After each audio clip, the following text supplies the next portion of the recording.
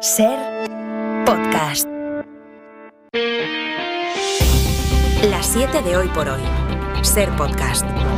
Hola, muy buenos días. La OTAN y el ejército polaco amanecen hoy en alerta. En la tarde-noche de este martes se produjo la primera explosión en territorio aliado desde que comenzó la guerra en Ucrania. 2 personas murieron en Polonia, muy cerca de la frontera ucraniana, aunque las primeras informaciones que tienen los aliados no confirman que el misil fuera lanzado desde Rusia.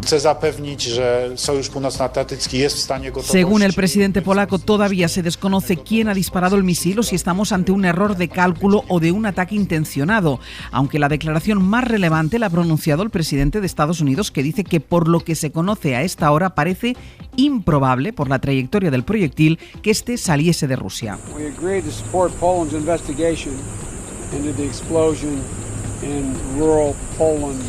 Joe Biden ha reunido esta misma noche a algunos líderes de la OTAN y al G7, aprovechando que casi todos están reunidos en Bali en la cumbre del G20. La investigación sigue en marcha, Bayón. Sí, buenos días. La Fiscalía polaca lleva toda la noche recabando pruebas sobre el terreno. En esa aldea situada a solo 6 kilómetros de la frontera con Ucrania, donde varias imágenes muestran el remolque volcado de un tractor junto a un cráter en la tierra. El gobierno polaco puso anoche en alerta a sus tropas tras ese incidente, al tiempo que pedía mesura y prudencia. Algo que no parece haberse aplicado el presidente ucraniano Volodymyr Zelensky, que hablaba de una escalada realmente significativa tras un hecho que Eslovaquia califica como una imprudencia fuera de control por parte de Rusia. Los embajadores de la OTAN se reúnen en apenas unas horas hoy en Bruselas para analizar lo sucedido, sin descartar que Polonia invoque el artículo 4 de la Carta Atlántica. Y en medio de esta tensión internacional, en medio de la preocupación por una explosión sobre suelo aliado, reaparece Donald Trump. In order to make America great and glorious again, I am tonight announcing my candidacy for President of the United States. Y reaparece con el anuncio que muchos esperaban o que casi todos daban por hecho. Donald Trump quiere volver a la Casa Blanca y se va a presentar a las elecciones de 2024. José Luis Astre, hola. Hola, buenos días. Estas serían las terceras elecciones consecutivas a las que se presenta como candidato y repite el lema que lo llevó a la Casa Blanca en 2016, Make America Great Again, con fuertes ataques a la gestión de Joe Biden. Y desde Mar-a-Lago, la mansión donde escondió documentos confidenciales, Trump se postula para seguir liderando a los republicanos. Esta vez, sin embargo, con más oposición interna y la sombra de Ron DeSantis, a quien podría enfrentarse en unas primarias. En Estados Unidos hay una noticia de todas formas que se va a producir ahora mismo, o eso es lo que está previsto. A partir de esta hora está previsto que la NASA lance su primer cohete a la Luna en más de 50 años. Este es el tercer intento de lanzamiento de la misión Artemis 1 y lo está siguiendo en directo Javier Gregory. Buenos días. Buenos días. Pues de momento no tenemos buenas noticias porque el lanzamiento se retrasa 30 minutos. Parece que el fallo no es muy grave, pero se ha interrumpido la señal desde el centro de control al cohete, es decir, que si en el lanzamiento el cohete fallara y hubiera que destruirlo en el aire, la señal ahora mismo no es continua y por eso se ha parado el lanzamiento. Faltan más de 30 minutos, insisten desde la NASA, desde Cabo Cañaveral, que se va a intentar lanzar hoy el cohete más potente jamás construido por los seres humanos. Su destino es la Luna. De momento no lleva astronautas a bordo, todo es tensión aquí en Cabo Cañaveral y nosotros acabamos de hablar hace unas horas con Carlos García Galán, que es ingeniero español y que nos comentaba precisamente que el lanzamiento es una de las operaciones más difíciles y más complicadas. Le escuchamos. Todo eso requiere mucha precisión y que todo salga bien, entonces hay muchas fases complicadas de la misión, no solo el lanzamiento, pero hay que empezar por el lanzamiento y eso tiene que salir bien. Es complicado y el cohete vale $4.000 millones, así que están con mucho cuidado y hoy se va a intentar lanzar, pero de momento ya llevamos un retraso de media hora.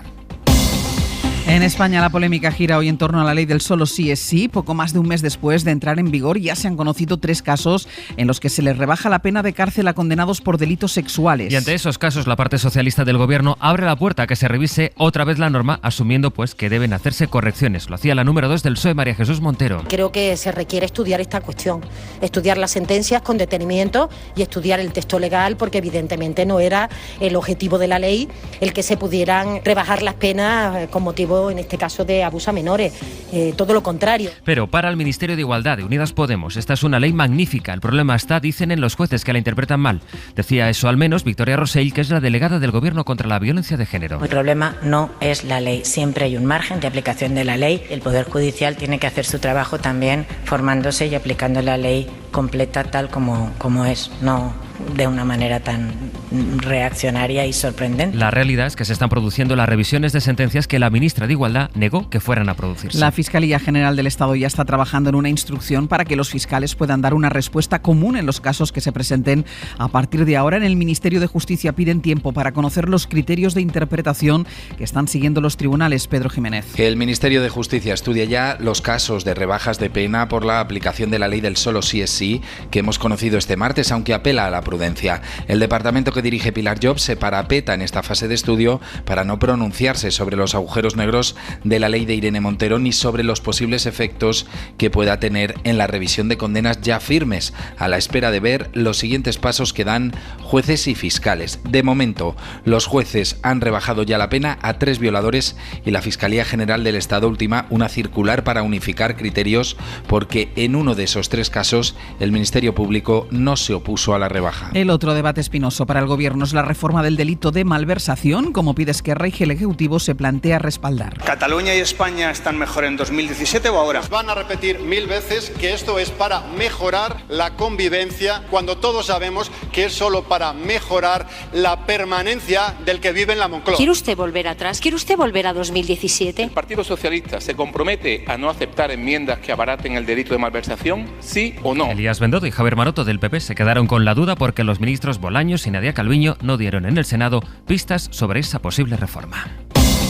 Es miércoles, es 16 de noviembre, volvemos a Polonia porque mientras se sigue investigando el origen del ataque que acabó con la vida de 2 personas en la frontera con Ucrania, Rusia ya ha salido a negar cualquier tipo de responsabilidad. Escuchábamos antes a Joe Biden, es poco probable que el proyectil se haya lanzado desde Rusia de acuerdo con su trayectoria, pero eso no significa que la orden no haya venido del Kremlin. Gillian Ayala, buenos días. Hola, muy buenos días. Todavía hay dudas, como decía el gobierno polaco, e informaciones contradictorias en algunos aspectos, pero según el gobierno de Vladimir Putin, esto es otra campaña de los medios de comunicación y del gobierno polaco para desacreditar a Rusia y aumentar la tensión internacional. Esa es al menos la versión de Moscú. A esta hora está en marcha la cumbre del G20. Y el encuentro termina hoy, pero es indiscutible que va a estar marcado por el ataque a suelo polaco, o de momento, al menos esa explosión. Además, es un suceso que llega en un momento de rearme militar en la Unión. Precisamente Josep Borrell, el alto representante de la diplomacia europea, le ha pedido a los socios comunitarios más coordinación a la hora de reforzar su equipamiento militar en un momento internacional delicado. Bruselas, Griselda Pastor. Los gobiernos europeos han aumentado en un 6% sus gastos de defensa en el último año, el año de esta guerra de Ucrania, pero lo hacen sin demasiada coordinación. Solo el 18% de las decisiones en compra o en producción de armamento están coordinadas y la cifra es demasiado baja, según Josep Borrell, que ayer recordó en su rueda de prensa que la guerra de Ucrania demuestra la importancia de la tecnología.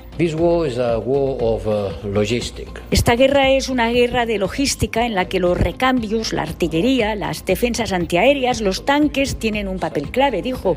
Recordatorio importante, y más cuando es sabido que Alemania y Francia andan completamente divididos porque Berlín ha decidido seguir en este tema de industria militar y de defensa, la estela americana, justo cuando Francia esperaba crecer en autoindependencia comunitaria. En España, el delito de malversación también está generando cierta fractura en el espacio a la izquierda del PSOE. Dentro de Unidas Podemos no comparten todos el mismo criterio. Izquierda Unida y los sectores más próximos a la vicepresidenta Yolanda Díaz defienden la reforma del delito, pero los morados en Podemos piden un debate para analizar las implicaciones que pueda tener este cambio. Guillermo Lerma, buenos días. ¿Qué tal? Buenos días. Una reforma del delito de malversación sobre la que el PSOE evita pronunciarse, mientras que en Unidas Podemos no hay unidad de criterio. Los sectores más afines a Yolanda Díaz la defienden. Una cosa es el manejo indebido, erróneo, inadecuado de recursos públicos, y otra cosa es robar. Es lo que queremos establecer. Pero la dirección de Podemos plantea sus dudas de manera clara. El delito de malversación tiene aristas y cuando tengamos una propuesta por escrito la estudiaremos con mucho cuidado. Admiten los morados que este asunto les genera cierta contradicción, aunque desde el entorno de la vicepresidencia segunda lo interpretan como un nuevo movimiento de Podemos para marcar perfil propio. Lo cierto es que tampoco lo ven claro en Compromís. Que se habrá de abordar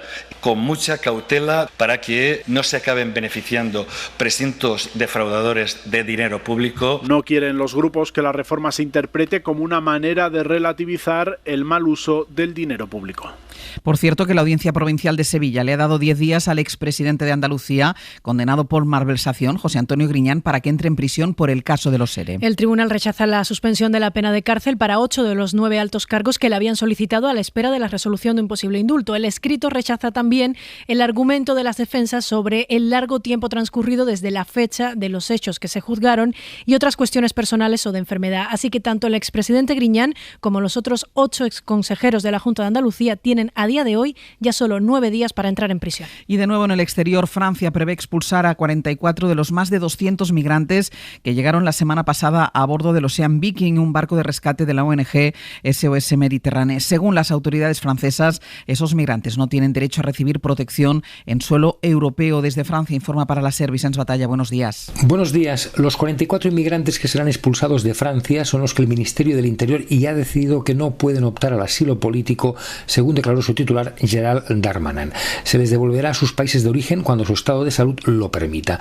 Ahora mismo los 230 inmigrantes que desembarcaron el viernes pasado en el puerto militar de Toulon se encuentran retenidos en un centro administrativo y se les ha ido identificando uno a uno. En el grupo hay 53 menores, 40 de ellos no acompañados, además de una veintena de enfermos. Otros 3 inmigrantes fueron trasladados el día anterior a un hospital de Córcega en estado grave por las heridas que sufrieron en Libia. Entre los rescatados por el Ocean Viking hay personas de Bangladesh, Pakistán, Egipto, Eritrea, Sudán, Mali y Guinea.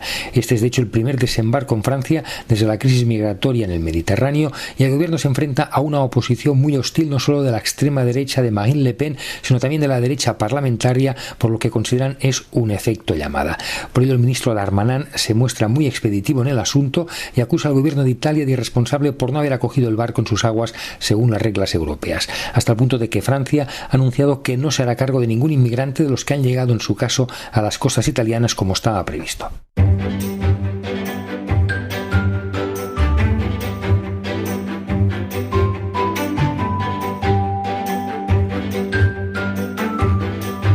Vamos a buscar algunas noticias del ámbito local que han recopilado nuestros compañeros de la red de emisoras de la cadena SER hoy en la Comunitat Valenciana, en Radio Valenciana Talents. Bon día. Bon día. Y en Galicia está Ricardo Rodríguez. Richie, bon día. Hola, bon día, Ángeles. Ricardo, voy a empezar contigo porque ayer justo hablábamos en nuestra sección de jardinería de cómo hay que cambiar las plantas y poner las plantas de invierno. Esto es lo que están haciendo en Santiago de Compostela, pero claro, la novedad es que están regalando las que sacan, ¿no? Y vaya furor con las plantas del concello. Geranios, caléndulas, petunias, bocas de dragón. Las plantas que adornaron durante todo este verano los parques y jardines de Santiago tienen una segunda vida. El concello las está retirando, pero al contrario que otros años que iban directamente a compostaje, han decidido repartirlas entre los vecinos. Y la iniciativa, Ángels, está siendo todo un éxito. Largas colas para conseguir una de esas plantas. En 20 minutos se repartieron 600. Yo tenía pensado regalarla, pero gústame tanto que ya nada. Quédame con ella. Mira que hermosa es preciosa. Que con la que fixemos y todo pensé que ya no íbamos a conseguir. Bueno, algunos iban para coger una planta y regalarla y al final, con lo bonita que era, se quedaron con ella. Es que además nos decía ayer nuestro jardinero que aunque pensemos que están como muertas, que no, que luego vuelven a rebrotar otra vez en verano. Es decir, que hay que recoger esas plantas, no hay que tirarlas. En Valencia ha llovido, en la comunidad ha llovido, yo no sé si está lloviendo, Ana, también estas últimas horas, pero ha llovido muchísimo estos últimos días, y una imagen que ayer nos llamó muchísimo la atención, gente tomando algo o desayunando en un bar con el agua hasta las rodillas. Sí, os lo contaba aquí el lunes, cayó la Mundial el fin de semana, registros históricos de hasta 300 litros por metro cuadrado en algunas localidades del área metropolitana sobre todo, pero lo que badaban, que es lo que dicen en mi pueblo, lo que va adelante, y el almuerzo es lo primero. Eso es lo que debieron pensar los clientes de un bar de Benaguasil. A pesar de que fuera diluviaba, el local estaba inundado, el agua les llegaba a los tobillos, pues siguieron almorzando como si nada. El vídeo se ha hecho viral, se puede ver a dos amigos sentados a la mesa con el agua, ya te digo, los tobillos, y charlando normalmente mientras se comen un bocata y beben vino. Las cámaras del local Bar Trotsky, así se llama, nos dejan ver a otros clientes subidos a las sillas para no mojarse los pies, pero también siguen almorzando. Aquí lo llamamos la cultura del almuerzo. Y un simpa, Richie, pero un simpa bestial.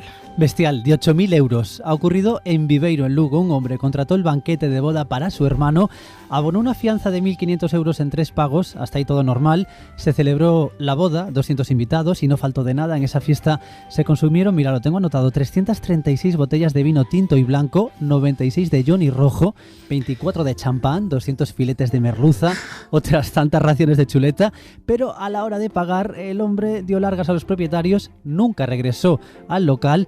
Ayer mismo fue juzgado, no va a entrar en la cárcel como pedía la Fiscalía y tras un acuerdo de conformidad va a pagar 2.000 euros al establecimiento, así que no le ha salido tan mal porque de los 8.000 euros que costaba el banquete pagará entre multa y fianza 3.500. Claro, la boda le sigue saliendo baratita. Ana Ricci, gracias. Adiós. Y nuestra recomendación cultural para empezar bien el día hoy, Pepa Blanes, que nos habla de literatura, de realities de televisión e influencers. Si quieren saber qué relación hay entre los realities de televisión y las influencers, no se pierdan Los Reyes de la Casa, la nueva novela de la escritora francesa Dauphine de Vigar.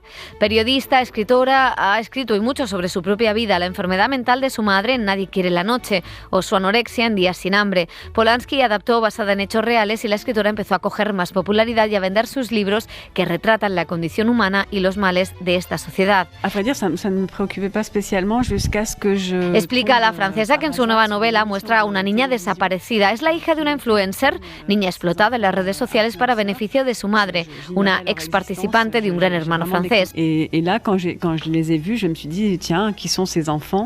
Un thriller cautivador al estilo del show de Truman que supone un documento sobre la realidad de nuestros días, con todos enganchados a las redes sociales y pendientes de lo que diga o haga Elon Musk. Para no perderte ningún episodio, síguenos en la aplicación o la web de la SER, Podium Podcast o tu plataforma de audio favorita. Cadena SER. La radio.